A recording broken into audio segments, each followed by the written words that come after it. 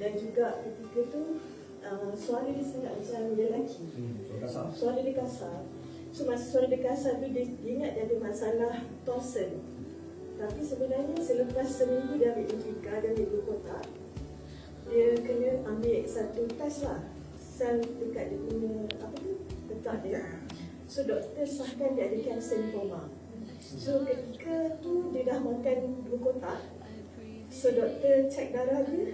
Seminggu selepas tu, dalam masa sebulan ni, dia cek balik, dia beli lagi 2 kotak. So dalam 4 kotak, baru kita datang last week, dia dah tak ada kanser tu. Kanser tu dah bebas. Kanser cepat. Tapi lepas cepat lah buat kemo kan? Dia buat kemo Cepat lah buat kemo sekali. Betul. Yang keduanya, maksudnya darah dia tadi dah cantik lah. Kita cakap dia dah tak perlu datang untuk kemo. Yang keduanya, dia tak ada masalah kanser payudara. Tak satu. So ketiga tu, adik ni, makcik ni, dia tak nak makan. Dia macam kemungkinan dia kira macam dah kira tahu lah. Dah give up lah sebab dia tahu dia ada kanser payudara. So masa tu kawan saya dia bagi satu kotak. So dia makan dalam masa 2 hari je.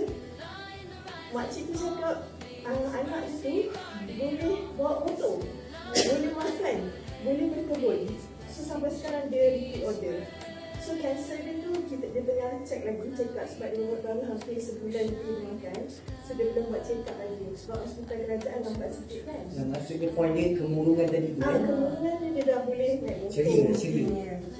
Dia dah getting better daripada mak dia sangat suka lah sebab dia boleh makan.